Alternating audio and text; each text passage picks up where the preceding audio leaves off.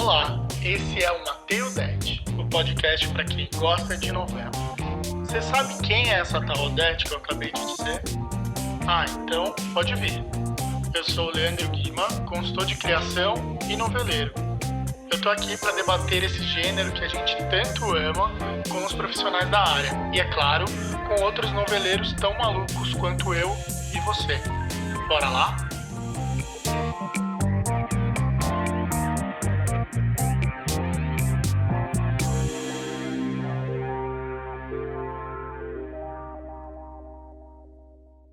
Gente, mais um episódio do Mateo Det, esse de número 3.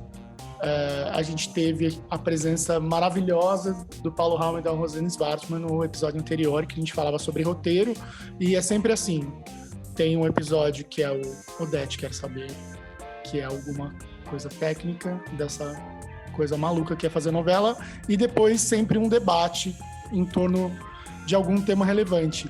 Eu hoje vou mais ficar calado do que falar, porque eu acho que sim, tem uma questão de lugar de fala, porque é um episódio sobre mocinhas, e mais do que mocinhas, sobre protagonistas mulheres e a transformação delas ao longo do tempo. E aí eu trouxe para a gente ter essa conversa de uma maneira mais do que justa, duas mulheres e de diferentes gerações e que amam televisão.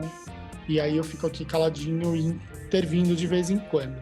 A gente tem a Cristina Padiglione, jornalista de TV. Tudo bem? Oi, tô aqui. E a Lari. Aliás, tem uma história engraçada, Padi, porque eu pautei todo mundo aqui e eu pautei Cristina Padiglione, Paulo Raume, blá blá blá, e Larissa. E eu não lembro, sabia o sobrenome da Larissa. Eu falei, gente, eu falei pra ela, tipo, ela é a Madonna, né? Porque, tipo, Larissa... E, não... e aí descobri agora no Zoom que é Larissa Martins, né? Larissa Martins. Isso. Muito bem. Larissa é tipo Elisângela, né? Isso, maravilhosa. Isso. E aí, então, como eu disse antes, é um tema para falar sobre a trajetória das mulheres ao longo das novelas. Óbvio que a gente... Até também uma outra coisa curiosa, primeiro, e até quando eu passei para elas, eu ia até tocar na parte dos mocinhos, mas, de novo, por uma questão de reparação histórica, os mocinhos já estão aí há muito tempo e são só mocinhos. Vamos falar das mocinhas e das protagonistas. E aí, antes de tudo, da gente descer essa pauta, eu queria que vocês opinassem sobre essa questão de ter tão poucas autoras mulheres e diretoras mulheres num gênero que é tão conhecido por ser da mulher. Óbvio que também isso caiu por terra, porque é de todos nós, está aqui na cultura brasileira, mas dessa questão de mais um lugar em que as mulheres não estão tão protagonistas assim. Quer começar, Padi? Vamos. Quero. Você. Na verdade, eu já vou começar derrubando a pauta. Por favor, porque você também, né? Não, sabe na verdade, no métier. é das mulheres, assim, no sentido de que as mulheres consomem esse produto mais do que os homens, no sentido de que as mulheres são em número maior do que os homens, e na televisão sempre, assim, fora futebol, as mulheres são sempre maioria na audiência. Mas as novelas, a autoria das novelas é uma coisa muito impregnada no DNA feminino mesmo. A própria Glória Magadã, que ia buscar as novelas em Cuba, no México, né, que passava o chapéu na América Latina e trazia para cá e eles adaptavam. Aí tinha, de repente, lá o Walter Jorge Dust Homem, o Walter Negrão, o Benedito Rui Barbosa fez muito isso. Mas era uma mulher que escolhia essas histórias e trazia. Então, não podemos achar que ela estivesse ausente naquele momento. E depois você tem Janete Claire, né, que é a grande maga das 8, que hoje seria a novela das 9. Você tem Ivani Ribeiro, que vem do rádio, que adaptou e readaptou e reciclou 1 zilhão das histórias dela, mas sempre com muito bom retorno. Dali já vem Glória Pérez e começa a surgir esse monte de autor também. Né? A gente falando de novela, a figura do autor é sempre mais relevante ainda hoje que a do diretor, porque são os donos da história, né? São eles que têm a história na mão. Então, nesse sentido, eu acho que as mulheres estiveram presentes desde muito antes. Tanto, eu me lembro que recentemente, quando teve uma questão com a ausência de negros em Segundo Sol, uma novela feita na Bahia, que não tinha negros no elenco central, na verdade, nunca tinha havido também, né, as novelas Gabriela, as novelas baianas todas eram sempre mais brancas do que pretas, né? E a gente, de repente, começou a pressionar e cobrar, não, por que que não tem? E eu lembro que o diretor-geral da Globo, que hoje é diretor de conteúdo, o Schroeder, me falou, não, olha, nós temos uma abertura imensa no time de mulheres escreverem novela. E eu falei para ele, olha, escrever novela não vale, a gente tem a Janete Claire e a Ivani Ribeiro que estavam aí há muito tempo, né? É claro que começou a, então, surgir além do Benedito, do Negrão, do Walter Jorge, Gilberto Braga e Manuel Carlos. Então, aí começou a ter uma predominância mais masculina, é verdade isso, mas ela começa muito pelas mãos das mulheres, no momento que as mulheres eram muito submissas.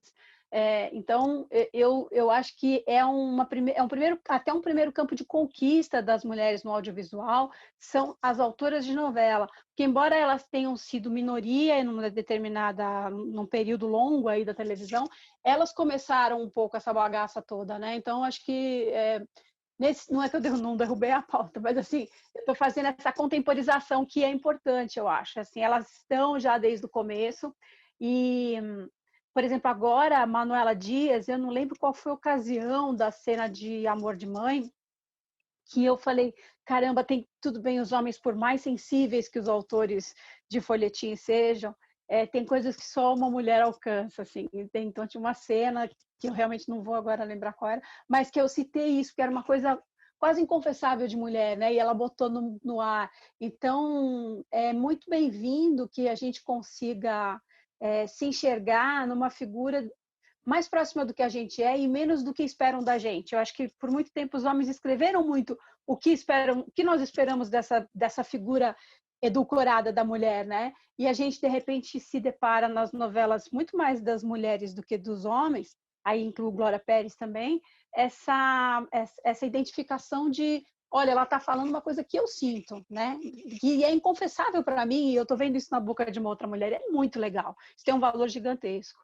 Mas só para chutar o balde para começar, eu passo para lá. Imagina, e olha, antes de emendar para Lari, cabisbaixo digo que o que deve ter acontecido? O meu olhar masculino sobre essa trajetória. Talvez. Não, mas não está errado, não está errado. Não está errado, mas. Agora, sim, a gente tem. E o do Schroeder também, naquele momento de se defender e dizer: olha, a gente está abrindo várias fronteiras para representatividade, parará, aí a gente já tem várias mulheres escrevendo novela. Eu falei: não, mulher escrevendo novela, você não vai me dizer que é uma novidade. Aí eu dei uma derrubada nele nesse sentido, né? Porque diferentemente do cargo de direção, onde hoje nós temos ainda muito poucas, mas a gente já começou a ter, a gente não tinha direção. Direção a gente nunca teve. A única diretora de TV que a gente ouviu falar foi a Marlene Matos, que dirigia a Xuxa lá atrás, né? Ela ficou todo o reinado da Xuxa, eu acho, depois a coisa arrefeceu, quando a Xuxa teve muito no auge, o negócio era com ela. Mas fora isso, assim, você lembra que Denise Saraceni, né, que é filha do Paulo César, então tem uma herança, mas mulher que entrou no set, sabe assim? A Mora Maltner também, filha de um cara do meio artístico, mas que não era de TV, então é uma conquista, né? Como é que é o nome da a Maria de Médicis também. A Maria de Médicis, desculpa, queria lembrar exatamente o nome dela. Mas elas são os bandeirantes disso, elas estão com o facão cortando mato, entendeu? As autoras não, as autoras elas já tinham um caminho nisso e que eu acho louvável, porque aí elas trazem também esse olhar feminino para a direção, que é muito legal. Lari, qual que então é a tua percepção? Eu acho que também teve essa época, né, das autorias masculinas, principalmente assim, por exemplo, autores que que diziam que entendiam o universo da mulher, por exemplo, Manuel Carlos, né, que sempre foi colocado como, ele faz as Helenas, e ele entende o universo feminino, ele tem esse olhar masculino sobre a mulher. O que eu acho que fica um pouco claro que, tipo, sim, né, tenta ter, mas não chega lá. Por exemplo, a Alicia Manso, que eu acho que é muito parecida com o Manuel Carlos no estilo, mas que consegue chegar num outro lugar. Tipo, há coisas que você vê nas novelas da Alicia que, de fato, por sendo mulher e vendo, você fala, não, só uma mulher, de fato, poderia ter escrito isso, só uma mulher poderia ter chegado a essas conclusões, assim. E eu acho que isso é muito rico, sabe? Tipo, você colocar mulheres para escrever histórias também sobre mulheres, eu acho que isso traz muito mais verdade. E isso também nas novelas da Glória Pérez e da própria Manuela Dias agora, né? Do Amor de Mãe. Eu acho que há uma diferença, assim, entre homens escrevendo histórias sobre mulheres e mulheres escrevendo histórias. E aí você vê até a Rosane Svartman e o Paulo Raume, né, que tem essa dobradinha, aí você vê que também já fica uma coisa mais completa, né, por ter uma mulher, mas tem um olhar masculino, mas tem também um olhar feminino ali que dá aquela... E eu acho muito interessante que tenham cada vez mais mulheres escrevendo, mas sempre tiveram, né, eu acho que com isso eu concordo, de fato, não é uma coisa nova e elas sempre estiveram aí.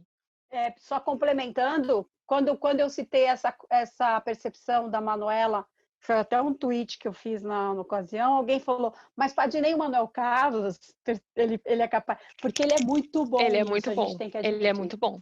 Ele é muito bom de alcançar a alma feminina, é incrível. E o Gilberto Braga me disse uma vez que gosta de escrever as personagens fortes das histórias dele sempre são mulheres. E ele se perguntou por que isso acontecia.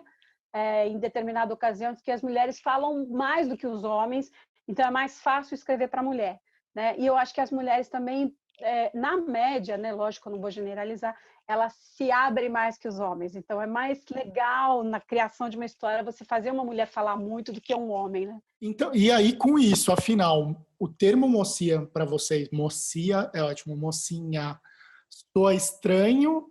É legal a gente ir para essa ideia da protagonista e não da mocinha, ou não, faz parte do folhetim mesmo, por que não falarmos mocinha? Padi. Não, eu não tenho nada contra falar mocinha, mas eu gosto muito de falar heroína, mas tem gente que já confunde com a droga, né? Com a heroína.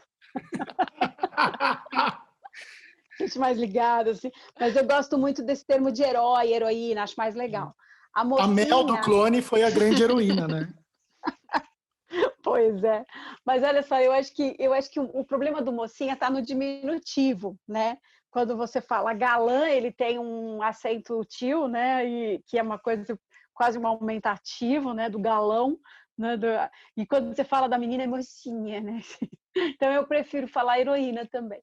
Mas a mocinha teve uma percepção ali na Avenida Brasil, 8 anos atrás, que a mocinha podia ser malvada. A gente provavelmente já viu isso antes, né? A própria Donatella, que era a mocinha, né, da Favorita, ela suscitava a ideia de não ser aquele anjo recatado da mocinha. Então a gente teve, que é da mesma altura, aliás, né? Então a gente já tem antes uma ideia, mas ali na Avenida Brasil ficou muito claro isso, porque ele construiu uma heroína que não era fraca, né? que tinha um fôlego para bater na vilã. E talvez essa composição tenha sido um dos fatores de sucesso da história, entre vários outros, é uma conjunção de felicidades aquela novela, mas eu acho que a ideia de que você pode ser bom e você pode ter uma boa índole, mas não ser um idiota, é muito legal, né? E ali ele conseguiu desenvolver isso. Eu acho que para os homens, eu não sei se... Eu precisaria fazer um estudo aqui, a minha memória pode estar me traindo, mas eu acho que para os homens é meio parecido também, né? O cara que é muito bacana, ele é sempre o panaca, né? Eu faço essa pauta de diferença e de injustiças de gêneros, eu sempre faço essa pergunta. Como é que é do outro lado? É igual ou não é? Eu acho que no caso dos homens é meio parecido, sabe? Às vezes as novelas traçam os caras bacanas como os panacas, às vezes não, né? É uma regra. E assim é com as mulheres também. Ali a gente, na Avenida Brasil, quebra um pouco isso, quebra bastante isso. E agora... Bom, até desculpa interromper, falando da própria Avenida, então aí o lado homem. O Tufão. Tufão é um bananão. Tufão, pois é. Tufão é o herói da história, é o bacana da história e é um babaca, né? Nesse sentido, de que é um cara que se deixou levar por uma história completamente, por uma picareta, né? Com todo respeito à nossa Carminha. Mas é exatamente isso. Então, eu acho que não é diferente. Eu acho que Muito bom. essa ideia... Agora, eu estava relendo ontem uma entrevista que eu fiz com o Gilberto Braga antes de Babilônia, e estava sendo reprisado no Viva, O Dono do Mundo. E ele falou assim... Eu fui muito infeliz nessa novela, eu fui muito mal. Eu falei, não, imagina, houve uma rejeição do público que ninguém esperava muito, né? As pessoas trataram a Malu Mader, que era a mocinha da história, como a gente falava na época, uma galinha, né? Que era uma coisa assim, ele está no papel dele de querer catar ela, mas ela foi incorreta e tal. Então a mocinha, que foi o vilão que foi construído para ser odiado, passou a ser aplaudido por uma boa parcela do público, e ela, que era para ser a mocinha, passou a ser odiada. Ele falou, não, eu fui idiota porque eu criei todas as pessoas honestas da história e todos os pobres como uns idiotas. Eu não podia criar o cara que é pobre e honesto de uma maneira tão imbecil. Eles eram muito imbecis. Ele falou, eu fui infeliz no Dono do Mundo por isso. Ele fez Faltou Aguinaldo Silva ali, hein? Junto com ele. Ele fez essa autocrítica que era muito interessante, assim, que ele falou, não, eu fiz heróis fragilizados, entendeu? Então, essa dificuldade, assim, você tem que fazer um herói que é passado para trás, ele vai sofrer, tem que haver um conflito, mas ele não pode ser o idiota, né? É bem difícil essa equação, né? Eu também não tenho exatamente um problema com o termo mocinha, mas eu também prefiro heroína, protagonista, acho que cabe melhor, assim. Mas é bem isso, eu acho que o que incomoda é justamente essa figura da mocinha ou do mocinho, que é muito ingênuo, né? Exageradamente ingênuo, por ele ser muito bom, ele é extremamente sempre passado para trás.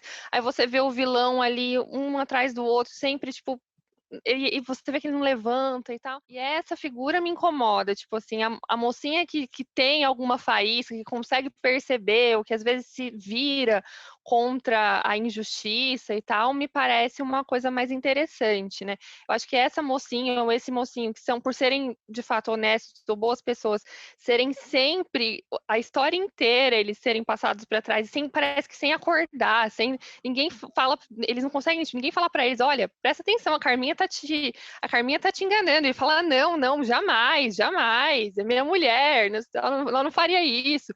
Isso que vai, tipo, te irritando e te falando, nossa, né, eu acho que a mocinha com mais camadas é mais interessante, a mocinha que consegue perceber que ela não precisa ser enganada o tempo inteiro, que se impõe, eu acho que é uma coisa mais, cabe mais, acho que nas novelas hoje em dia, assim. Eu acho que essa palavra camadas é perfeito, assim, porque é exatamente essa dificuldade que os autores têm, assim, dá uma impressão que tem uma certa preguiça em construir uma sucessão de conflitos e de vitórias ou derrotas até ela conquistar alguma coisa, né? Então ela precisa ser sempre passada para trás para depois... Ou fica aquela coisa meio caricata que o Valcir fez na Dona do Pedaço, da Juliana Paz, que de repente, do nada, a mulher vira uma mega empresária de bolos e não sei o quê, tarará, e daí ela tem uma derrocada e depois ela renasce. Uma coisa muito também, né? Alegoria, né? Parece escola de samba, assim. Mas eu ia dizer também que essa patetice dos mocinhos depende muito da habilidade em fazer os vilões, né? Então, a Carminha era uma vilã com muito atraente, né? As pessoas amavam aquela figura, né? Amavam odiá-la, mas ela era muito carismática, muito atraente, e ela tinha poucos erros na sua trajetória. Ela ia em frente, né? Ela passava feito trator. A Nazaré não, a Nazaré é uma vilã atrapalhada, que dá muita coisa errada. Isso vai te construindo uma humanidade, né?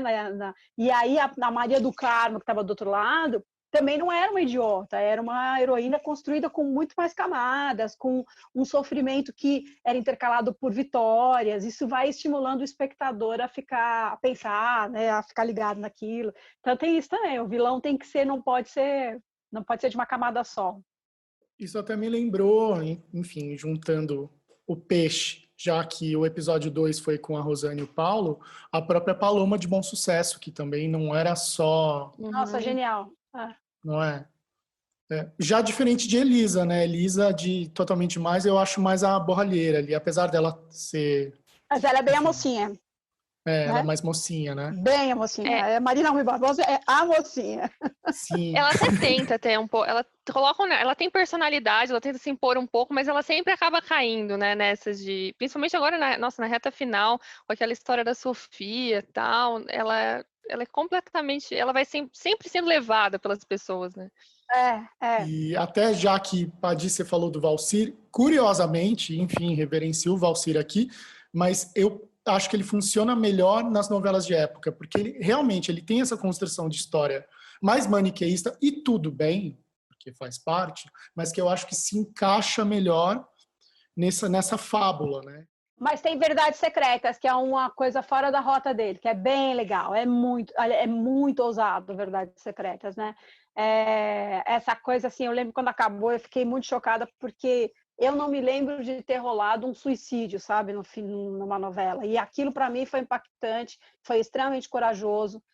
Outra coisa que é legal nele é essa habilidade de construir um terreno para conseguir adesão popular, que é o beijo dos meninos, né? Do Félix. Do Matheus Solano, né? Isso, e do Tiago, ele constrói um terreno que a minha tia conservadora estava torcendo pelo final feliz daquele casal, porque ele destruiu na cabeça das pessoas a ideia de que eram dois homens, era um amor lindo.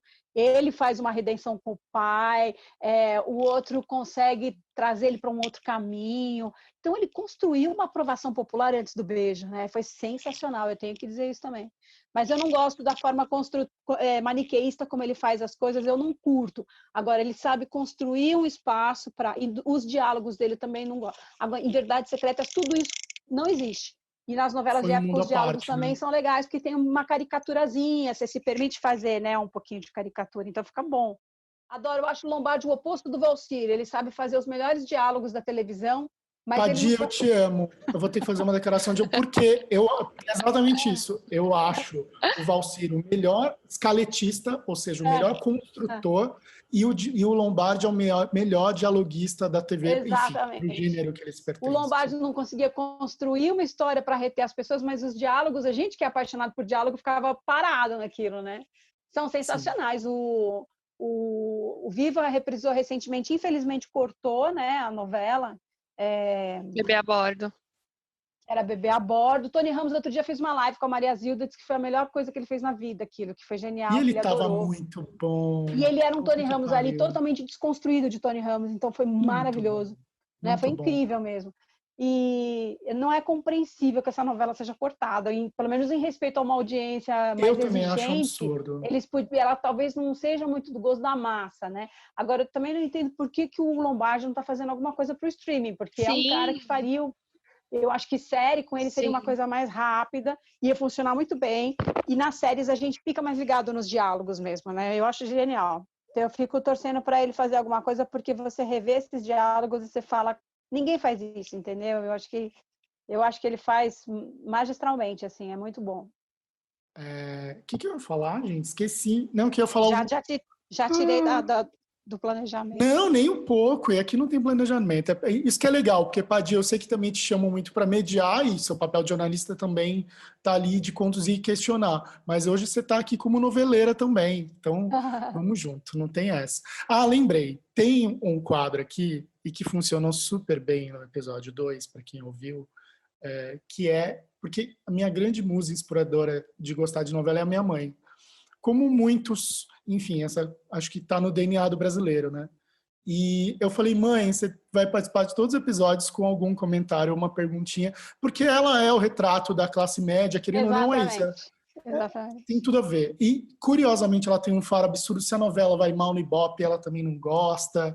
Sim, quando está todo mundo migrando para a Record ver novela bíblica, ela também foi. Enfim, ela tem aí um faro. Então, vamos ouvir o comentário de mamãe. Ela tá no áudio, que mara. Tá no áudio, muito chique, né?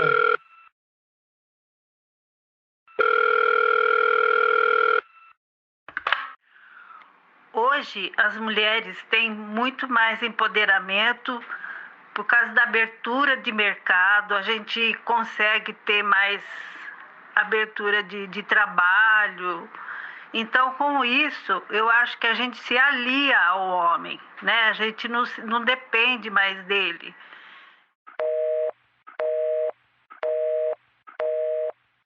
Olha, eu acho que tem uma...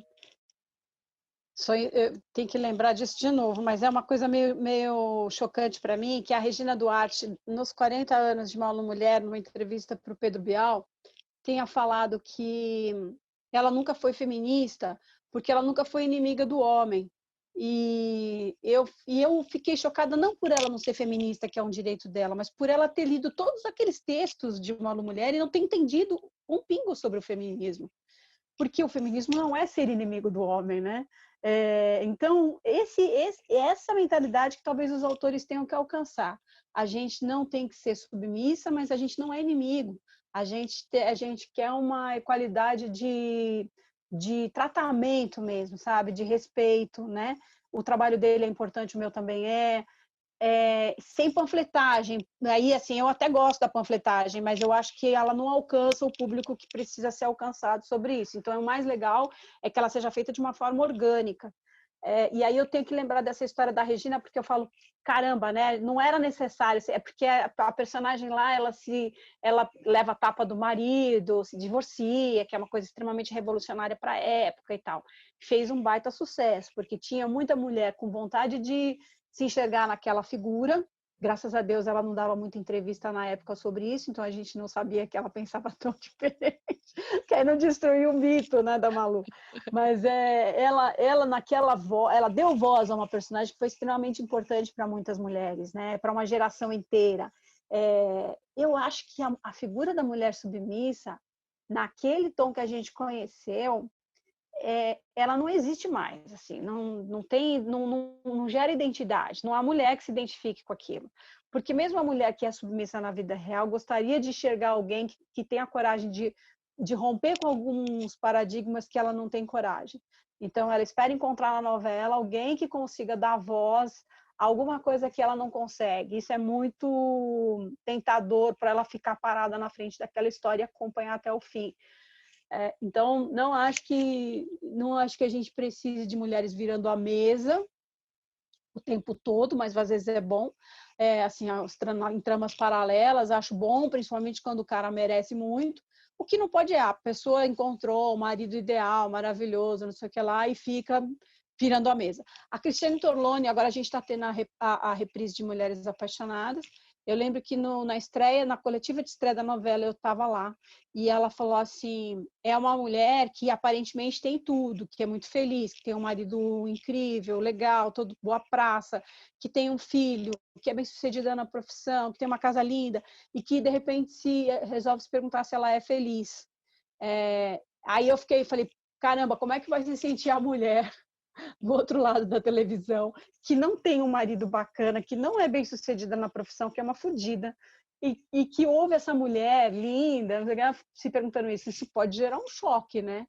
Mas ele fez o Manuel Carlos com uma delicadeza tal que isso chegou, não houve rejeição à personagem dela, isso chegou no coração das mulheres como poderia chegar, e não deu aquela sensação de caramba, tá aí reclamando, tem tudo, o que ela quer demais e tal.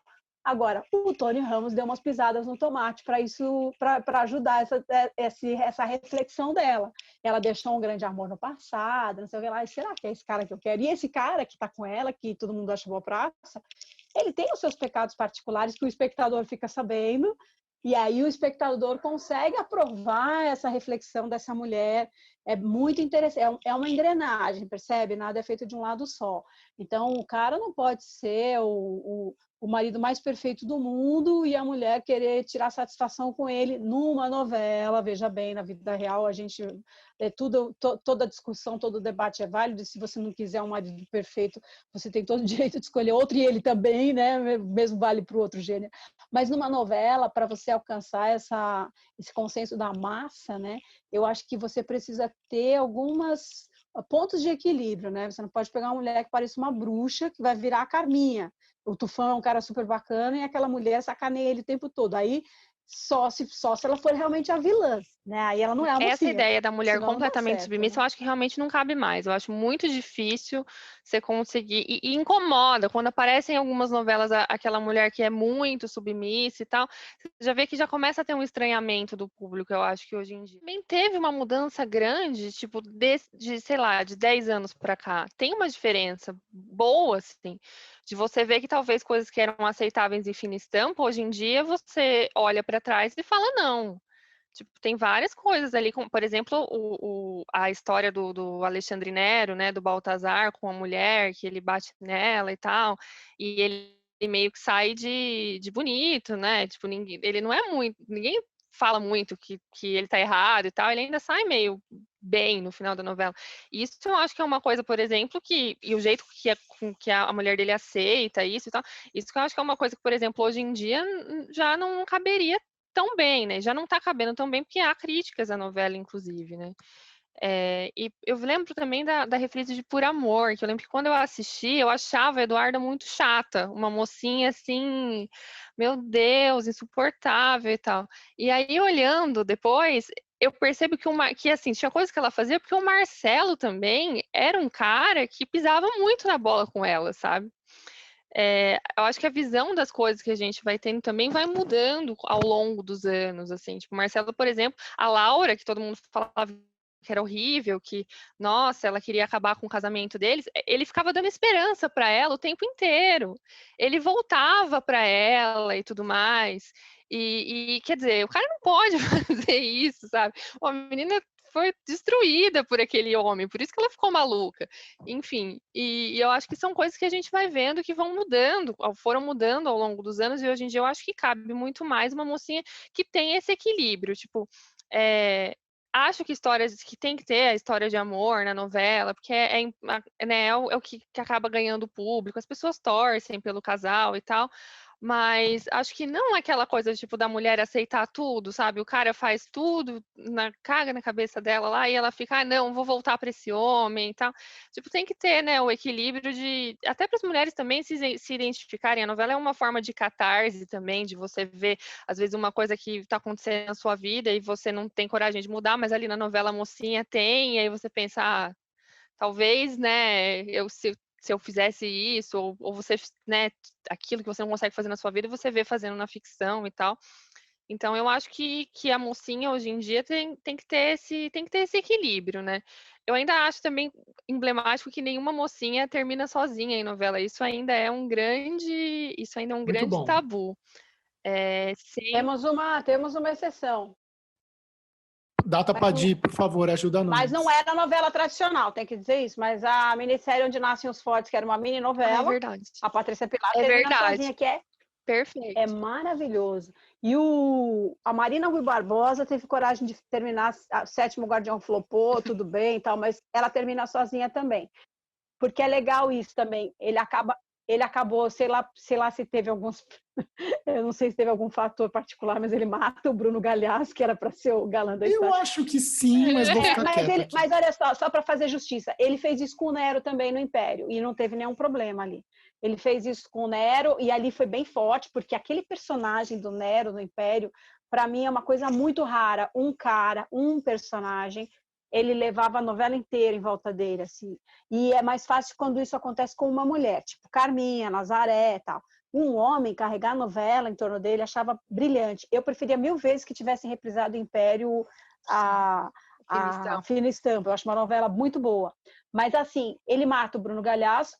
Ela tinha a opção do Loreto, também tinha todo aquele imbróglio de bastidor dos três, de Noronha, de não sei o que lá. E eu também acho que ninguém estava afim de ver ela com o Loreto naquela circunstância.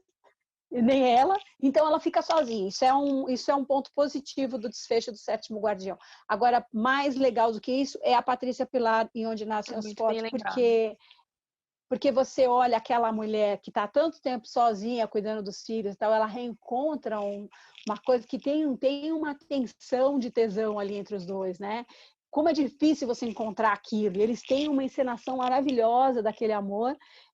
Ele já está num casamento fracassado e ele sai fora mesmo porque tinha que sair, mas no momento em que eles podiam ficar juntos, ela falou, não, eu vou embora. Eu falo, caraca! Maravilhoso. Eu acho maravilhoso, assim, mas quanto demora para você encontrar alguém assim com esse eixo e dizer, não, não vou ficar com você, tenho a minha vida, tchau. Então é extremamente revolucionário nesse sentido. Agora, já no final da Dona do Pedaço, você estraga essas conquistas e fica aquele negócio que a mulher tem que ficar com alguém para ser feliz. Isso é um inferno, né? Vamos falar. Ai, nem me fala. Mas falando de coisa boa, e até porque virou uma onda xoxar, não nós, estou falando nós, mas não estou colocando isso na boca de vocês, mas nós, o público, xoxarmos o Aguinaldo, por fina estampa, mas louvando Aguinaldo e falando de um personagem que guia a novela toda. Padi, fala de Tieta, pelo amor de Deus. Ai, Tieta, né? Que loucura que é Tieta, porque uma coisa as pessoas acharem que aquilo é Jorge Amado, mas botar isso na tela e ser bem sucedido é uma outra história, né? É uma outra história. A gente tem vários filmes de figuras heróicas que floparam, que não saíram do nada.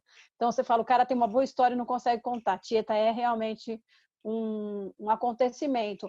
Aí, de novo, a gente tem esse duelo da Beth Faria com a Joana Fon. Eu acho muito relevante que o vilão tem um peso quase igual ao outro.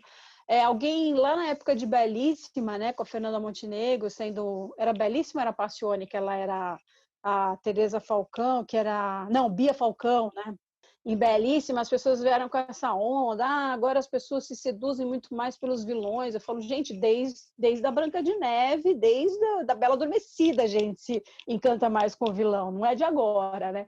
Então, essa força do vilão é muito relevante. Aí tem essa figura central, que é a Beth Faria, mas ela não existe sem a Joana Fon, né? No duelo de maldade, de heroísmo, daquela mulher forte, né? Que, aliás, o que você perguntou agora há pouco, se seria possível hoje? Você tinha alguma coisa que a gente ia falar sobre isso? Acho que estava na pauta, enfim, mas Eu não sei se Tieta hoje cataria o sobrinho, sabe? Porque as pessoas estão muito suscetíveis, você não pode falar nisso. Mas eu acho genial a gente poder discutir esse assunto. Ali a gente, aquele formato de Tieta, é um formato que o Aguinaldo desenvolvia desde o Rock Santeiro, que é usar uma cidadezinha, é um microcosmo do país, tem o padre, tem o prostíbulo, tem a fofoqueira, que ele fez em Indomada, e fez na Tieta também com essa base da obra original, claro, mas fez ali muito dentro de um espírito que ele já sabia desenvolver e que deu muito certo. E é uma novela atemporal, né? Apesar de eu estar aqui discutindo se hoje ela pegaria o sobrinho ou não numa novela produzida hoje, ela passa no Viva e bomba, né? Ela levou o Viva para os primeiros lugares no ano passado, no retrasado, ano passado, não sei mais. Mas ela é a ascensão do Viva no ranking de TV paga, foi Tieta ali, que deu um peso, sabe? E ela termina sozinha também, não? Eu tô bem louco. Depois rola Tempestade de Areia, mas acho que ela termina sozinha. É verdade, é verdade.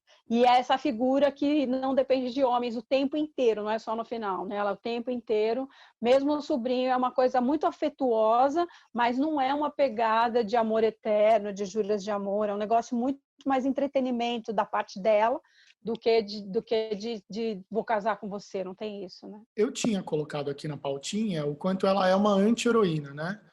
Vocês acham que as primeiras... Padi, você que então data Padi mais com a memória mais ampla, ela foi a primeira anti-heroína? Ou uma das? Ou não a Helena de Baila Comigo, talvez? Vou dar agora uma de Glória Pires. Não sou capaz de opinar nesse sentido, porque eu acho que pode ter aparecido antes dela, pode ter aparecido outras figuras, né? Podem ter aparecido outras figuras. Então vou pedir para você falar da Helena de Baila Comigo, da Lilian Lemertz. Eu assisti muito pouco a reprise da Lilian, eu sei que ela é a Helena preferida do Manuel Carlos, ela é a primeira, por isso que ele fechou com a filha, né, com a Júlia, mas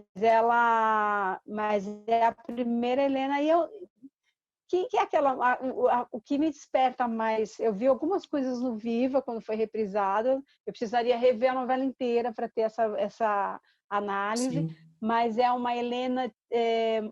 mais do que todas, muito desprovida de glamour, muito mulher ali da lida, sabe? De dona de casa, que tem uma profissão, que cria um filho, que é assim, uma super heroína mesmo, né? E totalmente desprovida de glamour. É muito importante falar isso, porque as outras já são... A Cristiane Torlone é totalmente glamourizada. A Vera Fischer, a gente brincava que a gente queria acordar no hospital com a cara da Vera Fischer, né? Em Laços de Família. A Regina menos glamourizada, as duas Helenas dela, mas também uma mulher moradora do Leblon, classe média e tal. A Lilian não tinha isso, né? Então, eu acho que ela era mais próxima do público mesmo. Mas eu não sei se ela tem essa figura, esses elementos para destruir a imagem de uma heroína, né? A gente teve outras mulheres parecidas com aquela, assim. Lari, então, já puxando a deixa e sendo mais justo, Lari, qual de todas as Helenas que você viu, qual que você gosta mais? E ainda para Padi, de novelas que você viu do Maneco na íntegra, qual que é a tua Helena preferida? Eu gosto muito da Helena de História de Amor. Justamente por ela ter ela ser um pouco menos glamourizada. Ela ainda é a Regina Duarte, pouco antes dessa história aí de muito, né, do Leblon, assim, muito acordar já maquiada, eu vou tomar só um suco, sabe? Essa coisa assim. Que ódio. Que ódio. Eu gosto, apesar que a filha dela era horrível, né? A Joyce, nossa, fez sofrer a Helena de História de Amor, mas eu gosto dessa história dela ser essa mãe, assim, dedicada e que acaba levando troco, né? Tipo, ela faz de tudo pela filha e a filha, nossa, eu gosto dela. Eu gosto da Helena da Vera Fischer também, a Helena da Camila. Embora também eu acho que ela é muito sacaneada pela Camila durante a história, assim, que rouba o namorado da mãe e depois essa mãe tem que se virar em 30 para fazer essa menina sobreviver, né? Largar o amor, se envolver de novo com o ex para gerar uma criança, enfim. Mas eu gosto da história em si inteira de Laços de Família, então eu gosto da Helena, mas eu acho que a minha preferida é a de História de Amor da Regina Duarte.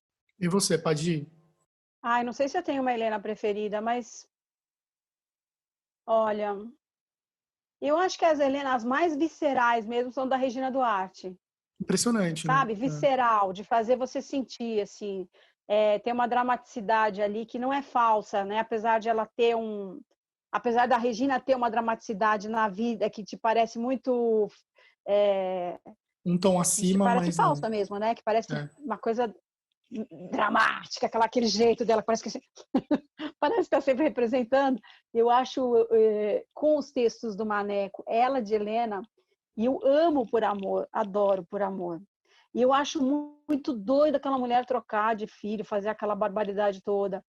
Mas aí, de novo, eu tenho o apoio do Fagundes nesse casal, que faz um discurso para ela no final. E essa mulher, na verdade, sem abrir a boca, era quase um monólogo, só dá uns closes nela, ela tá só assim. É genial, entendeu? É genial. Eu tenho que reconhecer isso, assim, acho que eu procuro não misturar a estação, assim, né? Então, eu tenho ainda na minha memória afetiva as Helenas da Regina com uma coisa mais forte mesmo. Talvez ela não usava ponto eletrônico na época ainda, não sei. Provavelmente não, eu acho que isso faz muita diferença. Não, mas a gente está rindo, mas não é uma maldade isso. Claro que o ponto eletrônico faz toda a diferença.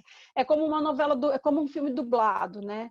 Então, assim, eu assim, à medida que os meus filhos foram aprendendo a ler, eu fui incentivando a ler legenda de filme, porque eu explicava o seguinte: os estúdios pagam milhões para esse ator fazer esse filme, não é qualquer, às vezes um dublador pode ser melhor, vamos dizer isso, mas assim, tem dois casos que eu conheço, que é o Woody Allen, que é bem dublado aqui, e os filmes do Woody Allen, ele é muito bem dublado aqui, as dublagens dele são muito felizes, e o Jerry Lewis, que a gente viu muito, minha geração toda assistiu muito Jerry Lewis na Sessão da Tarde, o dublador do Jerry Lewis era fantástico, mas fora isso, são caras competentes, mas não são, entendeu, o Sean Connery, não são o Paul Newman, não é o Robert De Niro que faz de repente um ano de laboratório para fazer aquele papel, entra outra voz no lugar dele, né? E o ponto eletrônico tem esse problema, ela vai ditar, dificilmente ela vai falar aquilo com a intenção do personagem, ela vai fazer, sabe, daquele jeito, né, que parece quase sempre a mesma coisa, de um tempo para cá. Cabecinha.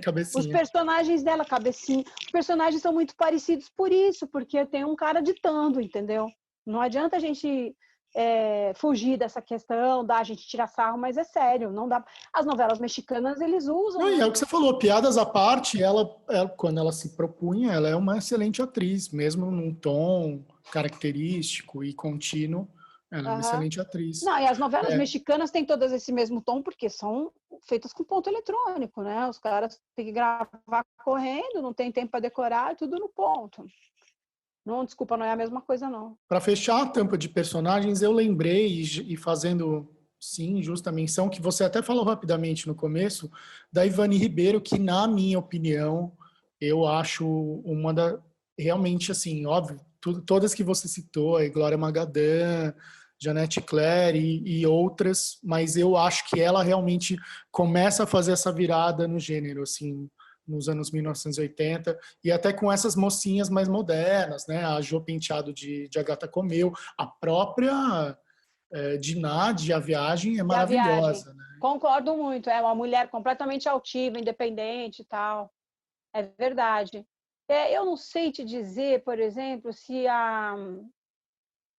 eu acho que a Janete tinha mais pudor em fazer isso, é verdade, né? Tinha mais pudor. Você pega ali aquelas pessoas, Pecado Capital, né?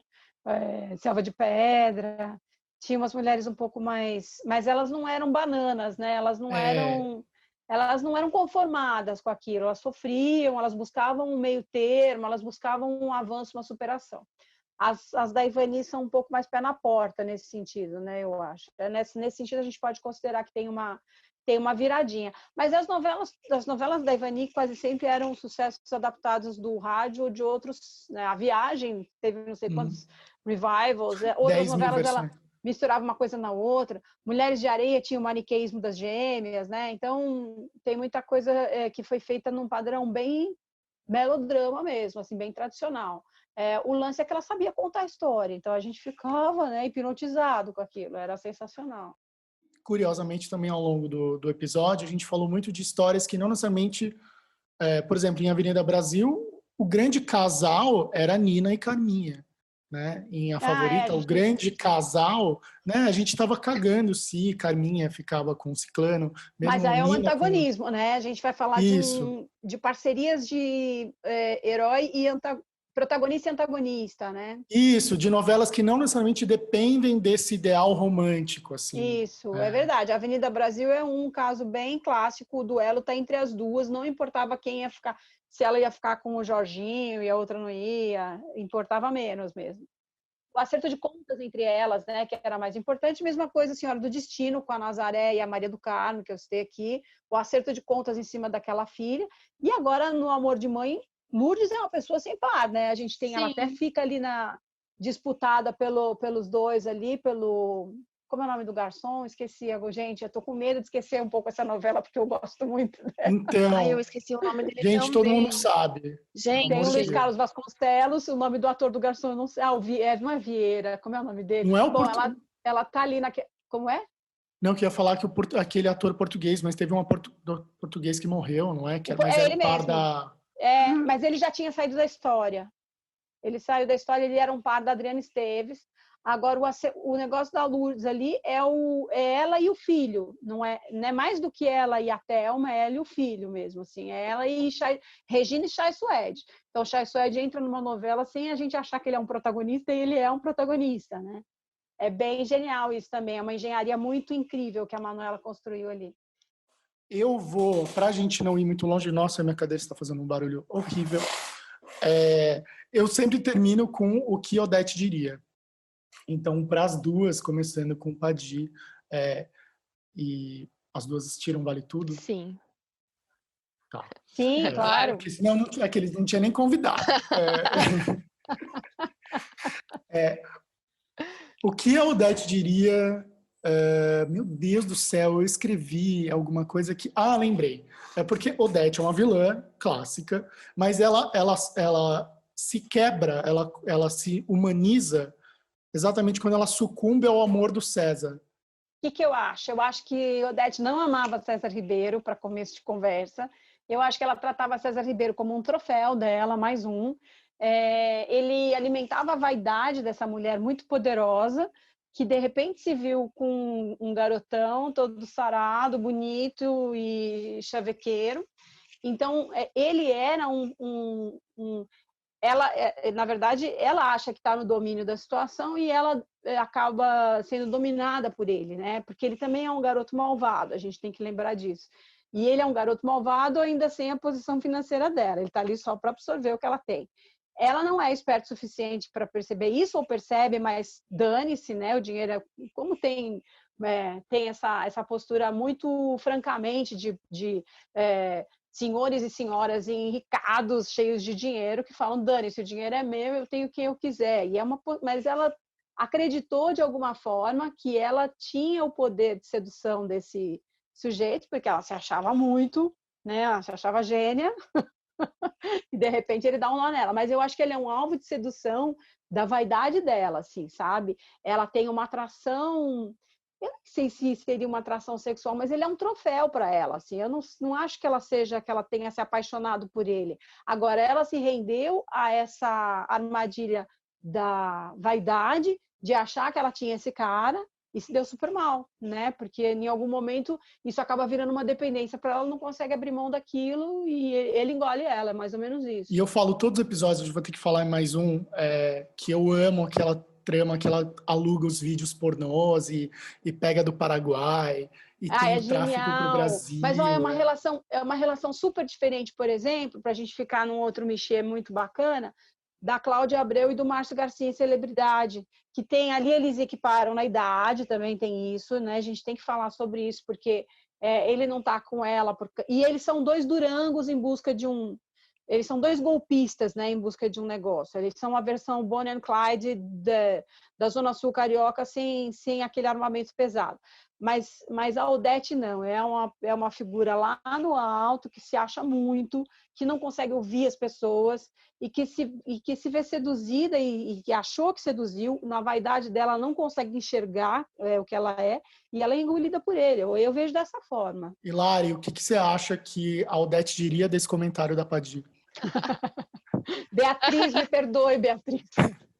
Eu acho que ela jamais admitiria que deu errado, sabe? Assim, que ela se deixou levar e que ela subestimou o César. Eu acho que ela não admitiria, mas eu acho que foi o que aconteceu também. Eu acho que ela se deixou levar pela vaidade, por achar que ela era muito mais esperta que ele e que ela nunca sucumbiria a nada, né? Mesmo que não fosse um amor doido, fosse apenas uma atração, eu acho que ela nunca pensou que ele conseguiria dar a volta nele. Tipo, eu imagino que o Odete tenha sempre achado que aquilo nunca ia virar contra ela. É tipo aquele filme do Jude Law, o Wolf, o Sedutor, que no fim ele acaba se envolvendo com aquela mulher que é muito rica e tal, e ele acha que está sempre no controle da situação porque ele é lindo e todas as mulheres caem por ele e tal, e no fim a Susan Sarandon dá a volta nele, fala, ó, ela arrumou outro cara mais novo que ele fala, ó, você não significa nada para mim. E só que ele nunca passa isso pela cabeça dele, porque acho que ele tá no auge. E eu acho que ela é um pouco isso, assim, é aquela ideia de ter sido essa mulher sempre tão poderosa que não consegue, né, enxergar ali que aquilo pode dar errado de repente. Padi, o que a Odete acharia da sua participação maravilhosa em As Pupilas do Senhor Reitor? Nem traga na minha porta, deixa a roupa lá na portaria e não me apareça. Lavadeira. Aqui, eu vou deixar um chequinho para você, minha filha. Ela ia dizer isso para mim. Maravilhosa, maravilhosa. Gente, eu amei, ó. Então, encerrando, Padi, todo mundo conhece você, mas não, eu não sou. Por eu não favor, sou Queiroz, ninguém me conhece. Não.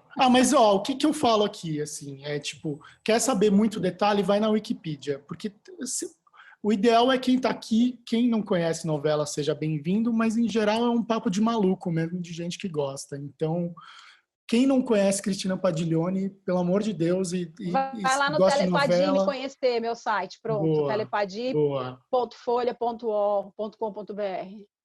É isso aí. Hilari, dona e proprietária do Coisas de TV. Para me conhecer também, digita Coisas de TV lá no YouTube, que tem lá os vídeos do canal sobre vários assuntos. Sobre novela, basicamente, mas sobre várias novelas.